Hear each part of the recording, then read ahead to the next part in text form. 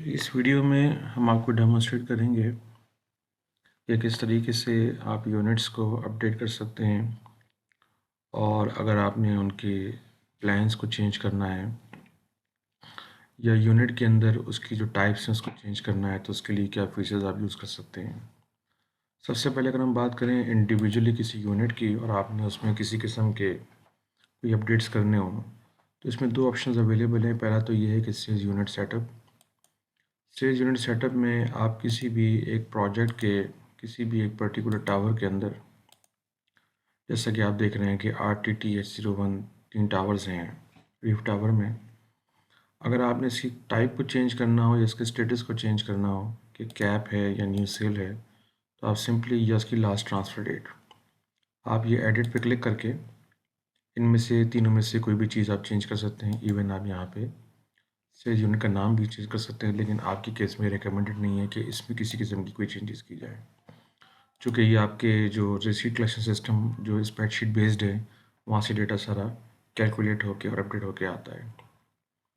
ये 3 columns status, customer type और last transfer date, इसको आप अपडेट कर सकते हैं। जो डेट चेंज करना चाहें या इसकी टाइप अपडेट करना चाहें वो आप इस सेंड पे करने के बाद सिंपली यहाँ सेव का बटन दबाएंगे तो ये सेव हो जाएगा और क्रॉस कर देंगे तो वो अंडू हो जाएगा जो भी आपका रिकॉर्ड होगा। इसी तरीके से इसमें दूसरा फीचर है अपडेट यूनिट प्लान के नाम से। अपडेट यूनिट प्लान के अंदर आप किसी भी प्रोजेक्ट के पर्टिकुलर टावर के जितने भी यूनिट्स हैं उसमें 2-3 तरह के काम परफॉर्म कर सकते हैं। पहली चीज़ ये है कि अगर आपने उसका जो प्लान है वो चेंज करना है किसी भी यूनिट का, तो वो प्लान आप यहाँ से सिलेक्ट कर लें। मल्टीपल सिलेक्शंस यहाँ पे अवेलेबल हैं और करने के बाद अगर आपने सिर्फ इस लेवल के ऊपर कोई अपडेट करनी है तो वो करने के बाद जिन जिन पे आप वो प्रोसेस चलाना चाहते हैं उनके ऊपर आप चेक लगाने के बाद अपडेट का प्रोसेस चलाएंगे तो ऑटोमेटिक वो प्लान्स अपडेट हो जाएंगे। अच्छा, इसमें कुछ कॉलम्स ऐसे हैं जो कि इस प्रोसेस अपडेट प्रोफाइल या चेकबॉक्स अपडेट नहीं होते, बल्कि आपको यहाँ से वो एडिट पे क्लिक करने के बाद अपडेट करना पड़ता है। मिसाल के तौर पे अगर आपने किसी का प्लान चेंज करना है तो प्लान तो यहाँ से सिलेक्शन के बाद चेकबॉक्स लगा के अपडेट से आप इसको कर सकते हैं। लेकिन अगर आपने किसी की बुकिंग डेट या डिलीवरी डेट को चेंज करना है तो उसके लिए आप यहाँ से एडिट पे क्लिक करेंगे तो सिस्टम ऑटोमेटिक उस पर्टिकुलर रिकॉर्ड को एडिट मोड में लेकर आएगा और यहाँ फिर आप उसकी या तो बुकिंग डेट चेंज करनी है या डिलीवरी डेट चेंज करनी है या आपने प्राइस को चेंज करना है तो आप वो काम यहाँ पे आसानी के साथ कर सकते हैं। फाइनली आप सेव के बटन पर क्लिक करेंगे तो वो सेव हो जाएगा और अगर आप क्रॉस करेंगे तो वो अनडू हो जाएगा। अब आते हैं हम अपनी रिपोर्टिंग की तरफ कि जिस भी पर्टिकुलर यूनिट की अगर आपने रिपोर्ट कॉल करनी हो, उसकी एलडीज कैलकुलेशन कॉल करनी हो, तो उसके लिए आप रिपोर्ट्स में आएंगे और रिपोर्ट्स में आने के बाद सबसे पहले आप जो भी रिपोर्ट कॉल करना चाहते हैं वो रिपोर्ट यहाँ से सिलेक्ट कर लीजिए। कस्टमर लेजर एलडी आपने करना है, कंपनसेशन पेबल एलडी करना है या कंपनसेशन पेबल समरी करना है। अच्छा, इसमें एक वजाहत ये है कि इसमें ये रिपोर्टिंग फॉर्म भी है प्लस इसमें कुछ प्रोसेसिंग फीचर्स भी अवेलेबल हैं।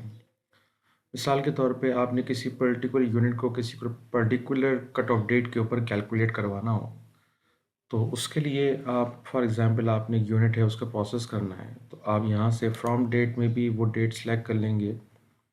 फॉर इंस्टेंस हम कहते हैं कि एक यूनिट है उसको हमने 30th ऑफ नवंबर पे प्रोसेस करना है तो आप फ्रॉम डेट भी सेम रखेंगे और टू डेट भी सेम रखेंगे और उसके बाद आप यहाँ से उस यूनिट का इंतखाब करेंगे, यानी कि सबसे पहले इसकी मेन कैटेगरी और उस मेन कैटेगरी में फिर उसकी जो मेन यूनिट है वो, उसको करने के बाद यहाँ पे थ्रेशहोल्ड हमने दे रखा है डिफ़ॉल्ट 84.5।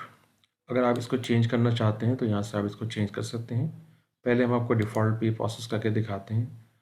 ये सिलेक्शन करने के बाद अगर आपने ये प्रोसेस करना है तो आप ये नीचे वाला बटन प्रोसेस सिंगल यूनिट को क्लिक करने के बाद फिर आप प्रीव्यू को कॉल करेंगे जो रिपोर्ट कॉल करनी है आपने। फॉर एग्ज़ाम्पल हमने एक कस्टमर कंपनसेशन पेबल एलडी की रिपोर्ट निकालनी है और नई कैलकुलेशन पे निकालनी है। उसके लिए हमने ये सिलेक्शन की और सिलेक्शन करने के बाद हमने प्रोसेस सिंगल यूनिट पर क्लिक किया। सिस्टम थोड़ा सा प्रोसेस करेगा और जैसे यहाँ पे रिकॉर्ड प्रोसेस लिखा हुआ आए अब आप इसकी रिपोर्ट को यहाँ से प्रीव्यू कर लीजिए। जब इसकी रिपोर्ट को हमने प्रीव्यू किया और अगर हम इसके लास्ट पेज पे आते हैं इस पर्टिकुलर रिकॉर्ड के, तो ये कैलकुलेशन है 2.5 मिलियन की।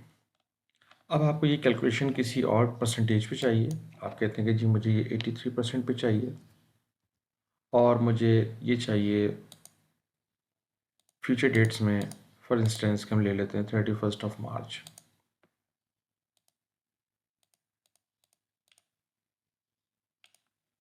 हमने ये सिलेक्शन की।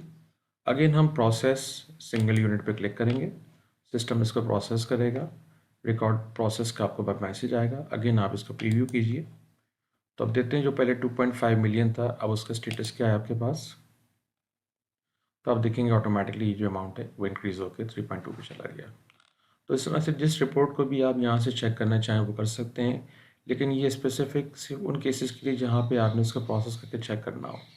अदरवाइज यूजुअली आम अगर आपने कोई रिपोर्ट कॉल करनी हो जैसे डेटा पे बेस करती है, तो यहाँ से आप कोई भी रिपोर्ट सिलेक्शन करेंगे, सिंपली वो रिपोर्ट सेलेक्ट करें। आपको बार बार इस प्रोसेस सिंगल यूनिट में आने की ज़रूरत नहीं है। ये सिर्फ उस केस में इस्तेमाल किया जाएगा जब आपने किसी नई कैलकुलेशन पे उस पर्टिकुलर यूनिट का प्रोसेस करना हो। ये करने के बाद आप प्रीव्यू पे क्लिक करें, तो जो रिपोर्ट आपने सेलेक्ट कर रखी होगी ऑटोमेटिक वो रिपोर्ट यहाँ पे कॉल हो जाएगी। और जब भी नेक्स्ट टाइम आप इसको रीलोड करेंगे फॉर्म को, तो जैसे भी 83 पे, तो बाय डिफ़ॉल्ट जो कि सेटिंग 84.5 पे, तो अगेन ये 84.5 हो जाएगा। तो ये कुछ इसके फीचर्स हैं जो कि सिस्टम अपडेटेड हैं as per your need and requirement. इसको आप चलाइए और इसमें कोई फर्दर इशू हो, कोई आपको इसमें इश्यूज़ आते हैं तो आप शेयर कर सकते हैं हमारे साथ। Thank you.